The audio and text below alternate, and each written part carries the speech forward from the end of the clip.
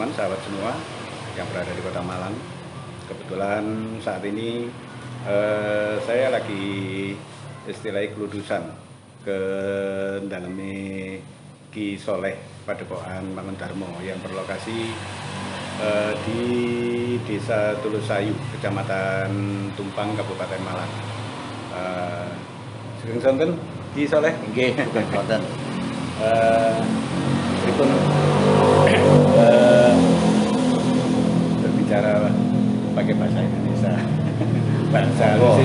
bahasa halusnya kurang tata krama wae. Bagaimana kabar Ki Soleh selama ini? Ya, ini selama pandemi ini ya 1, 2 begitu pagelaran yang jelas ya. Berkurang lah dari teman-teman itu latihan terus tapi kurang ada masukan. Iya.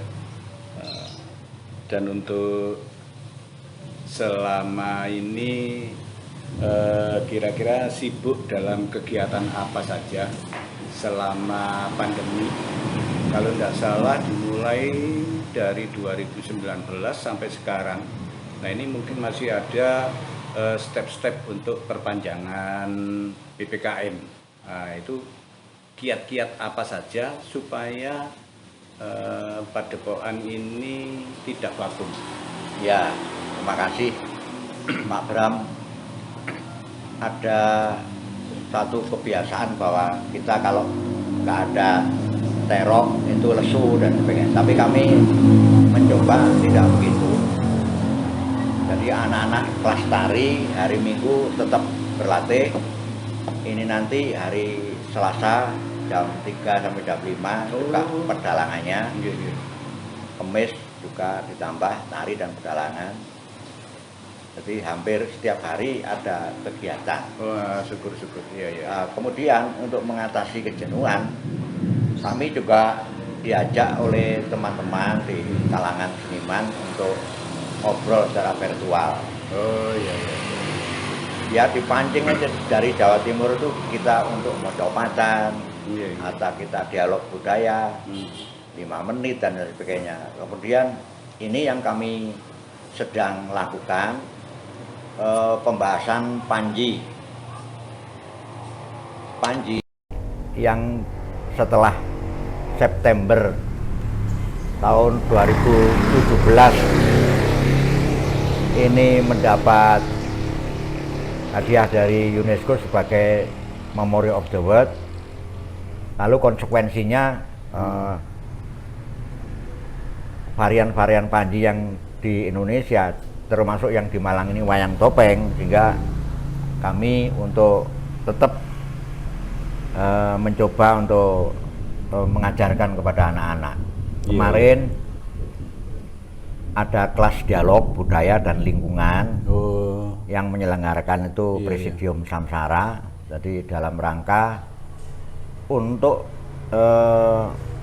karena ini sudah levelnya sudah turun begitu.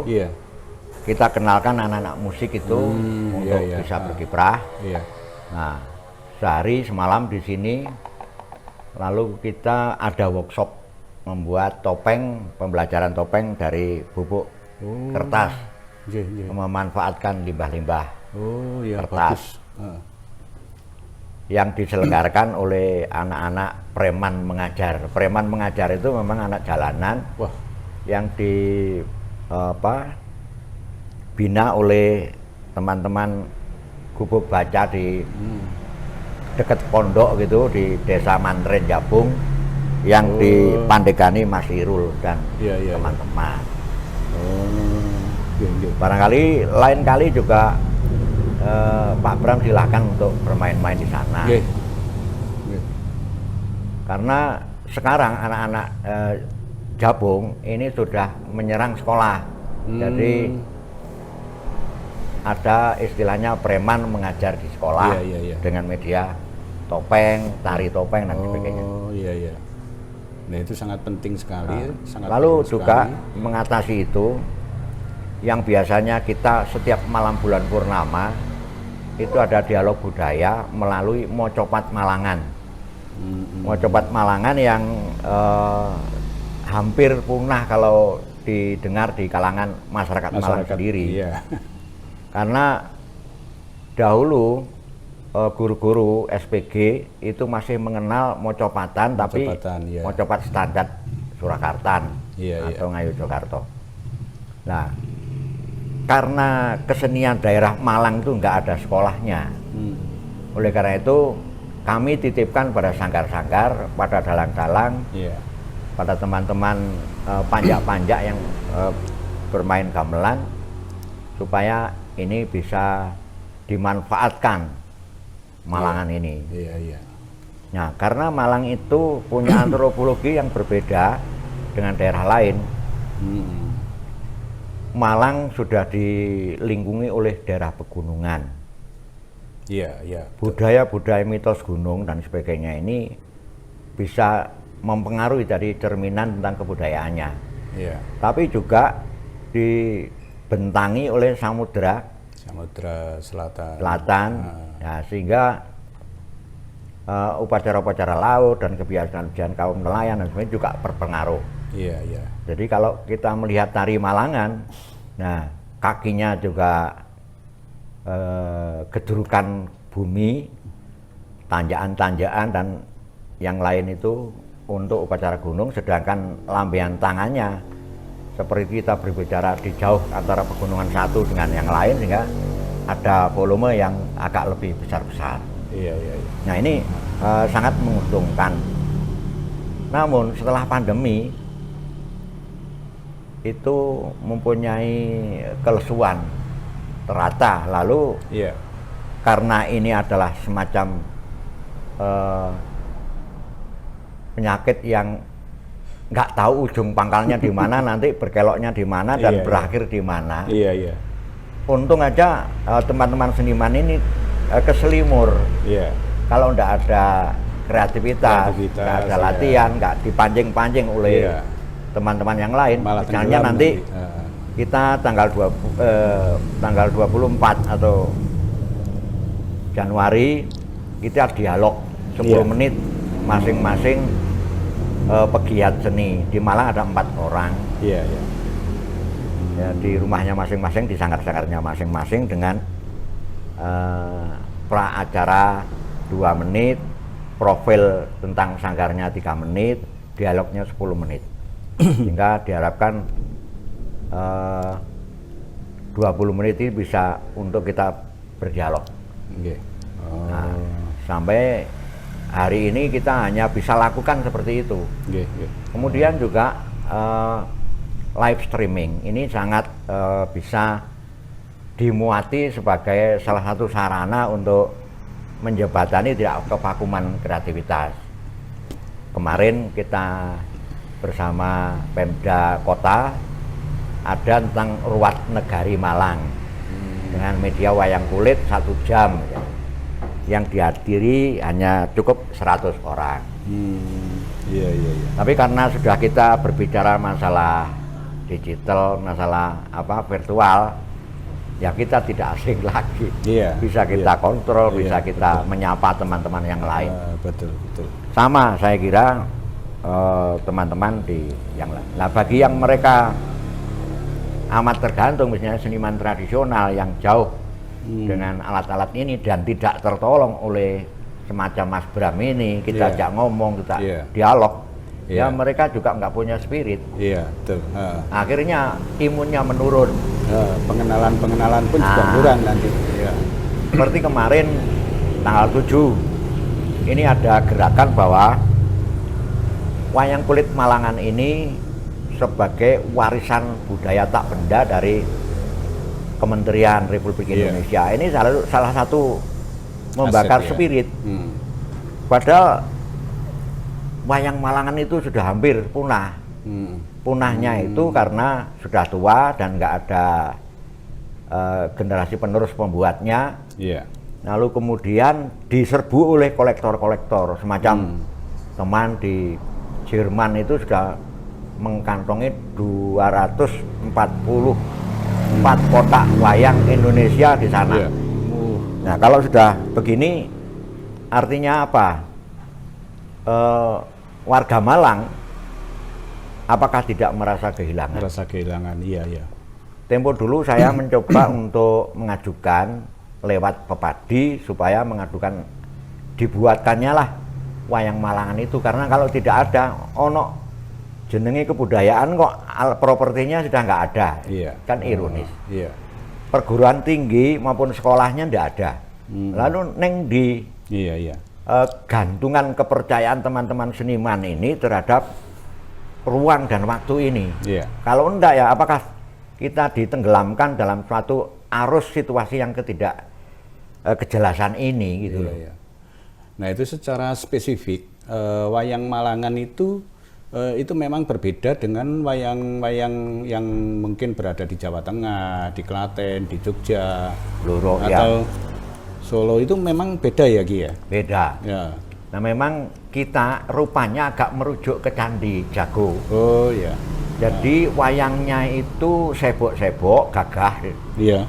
lebar jangkah kaki lebih gagah. Iya. Lalu mulai dari paha ini agak sebok gitu. Lalu pawaannya jejek gitu. Oh gitu ya. Beda kalau dengan Jawa Jadi Tengah. dari gambaran bentuk wayangnya Iya, sudah beda ya. ya. Misalnya kalau di wayang gaya Ngayu Jogarto, Iya. sampai putri itu bungkruk begini, Iya. mayuk ke depan. Iya. Karena di candinya itu ada Tribangga. Iya. Contohnya juga wayang-wayang di Bali. Kalau wayangnya tidak begitu. Kalau bentuk tariannya misalnya itu iya. agak lebih Nyolok sekali ya, Tribangganya betul kelihatan. ya. Ekspresinya ya. ya. Lalu kostum-kostumnya, misalnya gelung itu enggak tempuk di ubun-ubun tapi Iya. berupa supit urang begini. Hmm. Nah, bentuk supit urang kalau saya petakan dengan sistem geografi, Iya. Malang ini kan di lingkungan gunung begini, mulai dari timur ke utara sampai ke barat. Iya, Nah, iya. yang selatan itu ruang Iya. samudera. Nah, seperti supit urang. Iya, iya. Bisa juga itu kondisi geografi. Iya. Tapi jelas kenapa begitu di reliefnya candi. Ini yang bisa kita rujuk bahwa wayang Malangan sejak abad ke-5 itu sudah ada prasasti yang namanya prasasti Kawi. Menurut penelitian John Stewart itu Iya. 763, berarti ini zaman Kanjuruan. Nah, zaman Kanjuruan ini luar biasa. Iya. Topeng ini dulu ya berangkat dari sana. Oh, Topeng iya, ini adalah upacara untuk kematian. Iya. Jadi zaman Prabu Gajayana, apabila kita ingin menyuargarkan para arwah, Iya. perantara seorang saman atau suluk atau dalang atau tetua, Iya. disajeni wangi-wangian, nah, lalu diiringi oleh gongso. Iya. Gongso itu embrionya gamelan sekarang, hanya 3 nada. Nada Ji, nada 6 dan 5 gitu. Lalu abad ke-9 kemudian dilengkapi Sri Aji Joyoboyo di Mamenang Kediri, lalu dodo dan nada gulu, ro karo telu. Iya, iya, iya. Lalu kemudian pada abad 11 Manji naik takhta bergelar Panji Sepuh, membuat pelone limo ini menjadi laras pelok. Iya. Nah, untuk itu nuansa di Malang, bentuknya pertunjukan di Malang ini Iya. biasanya adalah dominan laras pelok itu. Laras pelok Ya ya. karena dari Panji. Panji. Kebetulan prasasti Panji ditemukan di Malang, namanya prasasti Pabanyolan, yang dikeluarkan oleh Mandala Pajaran, Kecamatan Poncokusuno di timurnya Candi Kidal. Candi Kidal ya. Di sana ada Sang Hyang Batur, yaitu adalah kadewan guruan yang mengajarkan tentang pendidikan-pendidikan tentang obat-obatan diliwati cerita Panji. Lalu Iya, iya. kita temukan prasastinya itu di Gubuk Lakah, yang berbentuk lempengan. Nah ini Iya. bukti bahwa penyangga kuat tentang sastra Panji sejak zaman Kertanegara. Itu ada Kitung Panji. Lalu Wisnuwardana abad 12 membuat tontonan skenario tuntunan untuk agama Buddha dan Hindu. Ya. Kitabnya diambilkan kitab Ramayana dan Mahabharata dari India. Iya. Nah putranya, nah sementara itu disebut Wayang Wang, memakai media topeng. Nah, berita yang sangat menggembirakan, Dwi Cahyono arkeolog menyuarakan ke YouTube bahwa mula dari keberangkatan seni pertunjukan topeng ini dilihat di Prasasti Himat dan Prasasti Dinoyo A. Di dalam Prasasti Himat menunjukkan juruning mangarakat. Jadi di sana adalah juru cerita tentang rakat, mangraket. Jadi ada properti, lalu dikuatkan bahwa itu topeng yang disebut tapel pada Dinoyo A, yaitu adalah seni pertunjukan yang memakai properti tapel. Iya, iya. Nah, dari abad ke-10 itu kemungkinan sekali bahwa ide-ide berdirinya kerajaan Tumapel atau Kadipaten Tumapel itu, ini dari tapel ini, dari topeng. Dan Patapelan ini sudah kita temui juga sebagai prasasti Patapelan dan Atapukan di zaman Kediri, sekitar abad 11. Nah, ini cerita bahwa topeng ini merupakan kebudayaan akar arek-arek Malang itu. Iya, iya, iya. Lah ini sekolahnya nggak ono. Iya. Untungnya saja pada bupati yang ke-6 dulu Wedono Tumpang ini kepingin jadi bupati, mengguru sama Mbah Abu Nawas. Karena berhasil jadi bupati, ya. Untuk ucapan terima kasih itu nguri-nguri kebudayaannya Mbah Abu Nawas. Oh. Anaknya punya grup topeng yang namanya Mbah Buyut Gartam. Diwajibkan setiap desa harus ada topeng, ada sehingga topeng, ada ya. 220 grup menurut Ki Karimun. Iya. Sedangkan pada waktu saya menampilkan di televisi dengan lakon Panji Reni, Iya. putra Wedono, putra camat di Ponjokusumo itu kirim surat kepada saya mengucapkan terima kasih karena zaman penjajahan Belanda paguyuban topeng di Malang itu ada 200 grup. Kayak gitu. Banyak juga ya. Nah, lalu Mbah Karimun malah menambahi 20. Jadi 200. Seluruh Malang Raya ini dulu nggak ada kesenian apa-apa, kesenian topeng ini. Ya memang semenjak dari Udeg-Udeg Kantus Siwur selalu memakai topeng ini. Iya. Oh. Nah, iya. Lalu bagaimana sikap kita tentang melestarikannya? Melestarikan. Karena tariannya sulit sekali. Iya. Nah, ini kalau misalkan kami boleh tahu, kalau untuk Padepokan Mangundarma sendiri itu berdirinya kira-kira sudah berapa lama ya, Ki? Jadi sebelum kita berbicara berdiri begini, buyut saya pada tahun 1890-an itu mendirikan padepokan namanya Padepokan Mangir. Ini wayang topeng sudah terjadi di Tumpang ini. Oh. Ya. Iya. Nah, tempatnya ya di Dusun Kemulan, Desa Tulus Besar, Tulusayu ini. Kalau dulu kerajaannya Tulusayu karena kelurahannya di Tulusayu. Sekarang di Tulus Besar. Iya. Nah, pada zaman Tulusayu itu begitu. Terus kakek saya meneruskan di depan padepokan ini. Itu tahun 1911. Iya. Sampai 1928. 1911 ya? Sampai 28. Weh. Jadi jauh banget. Abad tahun-tahun sekian itu sudah rame petopengan. Iya. Oh. Sudah rame. Nggih. Bahkan Tuan Pisau menuliskan dalam buku Japanse Folk Wortoningen. Ada 2 pengembangan wayang topeng amat populer pada waktu itu, yaitu yang satu di Pucang Sono, distrik Kabupaten Tumpang, yang kedua di Senggreng, distrik Kabupaten Sumberpucung. Panjen. Senggreng, Panjen. Iya. Sumberpucung. Oh, iya. Berarti resminya Padepokan Mangundarma sendiri? Nah, kemudian tahun 28 sampai 35 Pak D. Tirtonoto. 35 sama kemerdekaan sampai perang itu bapak saya merubah dari kebiasaan topeng itu jadi pencak silat. Karena apa? Penduduk pada waktu itu sudah menghadapi Belanda. Nah, agresi. Akhirnya sudah nggak ada. Sudah ada lama, lalu saya membaca dalam buku Japan Wortoningen itu merasa menderita karena apa? Yang populer itu justru Ki Sari Truno itu muridnya kakek saya, Ki Rosman, tapi nama kakek saya tidak tersebut. Oh. Nah, saya kebakaran jenggot. Belajar 20 tahun saya ke Solo, ke Jogja, ke Lemah Dur, Topeng Banjir Sana. Iya. Lalu kemudian ke Kerawang, ke Riau dengan Mak Yongnya, lalu ke Arje dan Topeng Dalem di Bali, Topeng Jauk di mana? Bali Utara itu, Singaraja. Saya mencoba mengukur. Nah, tiba-tiba tahun 2003 kita ketemu di Kalimantan.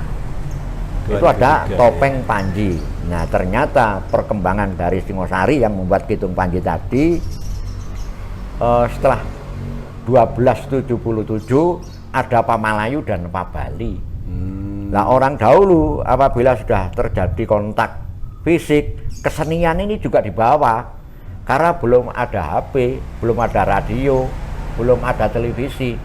Yang nggawa senimannya untuk perang itu menghibur tentara-tentara kita dulu. Akhirnya wayuh tentang kebudayaan setelah kemerdekaannya. Jadi yang Sumatera bisa berkembang di sini, yang Singosari berkembang di Sumatera, Bali berkembang di sini, yang di sini bisa berkembang di Bali. Iya. Ya, itu lalu saya dirikan tahun 89. Setelah saya 20 tahun meninggalkan desa ini. Iya. Oh, iya. Terus saya coba dengan memberanikan diri membuat konsep Padepokan itu. Iya. Nah, untuk berikutnya itu dalam hal seni dan budaya pada akhir-akhir ini kira-kira kalau misalkan menurut Ki Soleh, bagaimana antusias anak-anak muda yang bisa dikatakan mungkin istilahnya anak-anak milenial ya terhadap seni dan budaya pada akhir-akhir ini? Begini, memang semenjak kita runut dari zaman fajar kebudayaan, ketika agama-agama besar belum datang, nenek moyang kita sudah mengajarkan bahwa tarian yang menirukan gerak alam sebagai ilmu kekuatan, yaitu ditandai dengan kebudayaan totemis dan sebagainya. Itu akal yang dibuat, bukan akal, bukan rasio, bukan rasa, tapi kehendak. Naluri kepingin mangan. Misalnya saya kepingin menangkap harimau, ya saya harus menarikan harimau. Ingin menangkap kijang, menarikan kijang. Artinya taksu atau kekuatan dari roh binatang harimau itu tadi supaya bisa memberikan kekuatan pada kita untuk melawan dia. Nah, lalu kemudian datang agama besar dengan ditandai Indonesia klasik yang dipimpin oleh kerajaan. Seniman pada waktu itu digaji, gajinya ngeluwi itu kok gajinya bupati. Tetapi namanya dibeli oleh raja. Makanya keluarlah hiasan dalem, beksan apa, hiasan dalem wayang Kanjeng Jimat apa. Beksan dalem apa tentang apa gitu. Drama tari misalnya wayang wong atau bedoyo dan sebagainya. Nah, gambyong itu sendiri kan ya juga dari desa ditemukan oleh penggawa keraton, dibawa keraton dibeset jadi hiasan dalem. Iya. Nah, yang saya perubah lalu datangnya Islam. Datangnya Islam ini memberikan kontribusi bahwa tembok-tembok keraton diajarkan ke rakyat. Sebenarnya kalau menurut sejarahnya itu enak loh. Ya, orang-orang dahulu berbicara masalah budaya. Nah, kemudian zaman Indonesia postmodern atau Renaissance menjadi modern dan kontemporer. Nah, kebudayaan kita sudah berubah. Nah, berubahnya ya karena teknologi. Nah, kebudayaan kita sekarang anak-anak dipacu dengan media. Serba kecukupan, dia nonton sudah tahu cukup.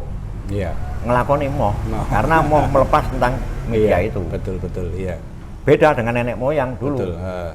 Ada laku, ada purba, waseso. Purba itu ngelakoni, waseso menguasai. Jadi kalau belajar senian ya memang dulu memang dari laku. Harus bisa ya. Nah, kemudian terputuslah era zaman klasik, neoklasik dan modern pun yang tidak modern betul. Iya. Tetapi juga pengaruh-pengaruh. Ada tahun 71 sudah mulai ada konservasi penggerakan tentang kita meniru tentang amphitheater di India sehingga di Pandaan muncul sebagai untuk sarana wadah. Lalu muncullah kita sendera tari. Iya. Lama-lama kesenian-kesenian yang tradisional ini menjadi termarginalkan. Iya. Padahal ini sebenarnya bermanfaat kepada alam dan lingkungan. Misalnya, apabila seseorang itu punya penyakit beri-beri, nanggap wayang topeng cukup dengan lakon Gajah Abuh, yaitu munculnya Dewi Wadjalwardi yang orang Kediri menyebut Rotok Kerot itu. Iya. Nah, nggak lakon itu terus waras. Oh gitu. Nah, ini jadi keajaiban. Lalu kemudian cerita tentang sesuatu perawan desa yang sudah keladuk yuswa, artinya umurnya sudah lebih di kan atas rata-rata, disebut perawan kasep dan sebagainya. Lalu menangkap wayang topeng dengan lakon Panji Kromo atau Rabine Panji. Itu segera teratasi. Kepala desa dan kepala suku kepingin menjadi kepala desa, lalu nanggap lakon Sayembara Sada Lanang.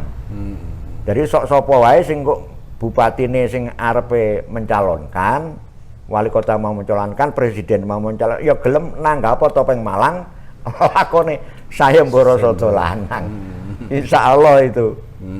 Iya. Dan ini ada kekuatan. Ada kekuatan, ada sugesti ya dalam tari itu ya. Inilah sebenarnya keterputusan daripada generasi muda. Globalisasi kebudayaan sudah merambah. Gelem ora gelem awake kudu menerima. Cuman bagaimana caranya anak muda ini mempelajari tentang kebudayaan nasional dulu. Iya. 120 kepulauan ini banyak suku-sukunya. Iya. Ya. Yang mempunyai adat dan tradisi. Itu aja dengan adanya nasionalisme itu merasa sudah tidak penting lagi gitu. Tetapi tentang kebudayaan nasional tujuannya membentuk karakter bangsa ini mempunyai cita rasa jati diri. Makanya mahakaryanya pemuda yang sekarang kemudian mengikuti festival atau ujian atau presentasi tentang kekayaannya, dia anggap itu mencerminkan karya anak bangsa. Dan menjadikan jati diri akhirnya. Lah, akhirnya pemuda-pemuda sekarang harus dituntut memacu, membuat suatu jati diri agar apa? Anak-anak ini nggak merusut ke akar tradisinya. Jadi anak Bugis ojo ngantek metu teko Bugis, Bali jangan metu teko Baline, arek Malang ojo ngantek ilang karo kebudayaan Malangane, Madura jangan sampai Maduranya itu. Nah, puncak-puncak dari daerah itu adalah sebenarnya yang menjadikan kekayaan Nusantara atau Indonesia ini. Nah, sehingga anak-anak ini cepat sekali gampang terkontaminasi. Kenapa? Karena pendidikan seni sudah tidak mau dipelajari. Menurut teori kedokteran, otak yang kiri itu hanya memikirkan matematika, apal-apalan, dan bahasa. Sedangkan otak yang kanan ini adalah untuk kreativitas seni. Jepang pernah terjadi pembunuhan SD massal gara-gara depresi mental. Jadi begini, ini barangkali saya untuk menekankan bahwa anak-anak sekarang jangan meninggalkan karya seni, jangan coba-coba meninggalkan karya seni kalau mau seperti Jepang pada waktu itu.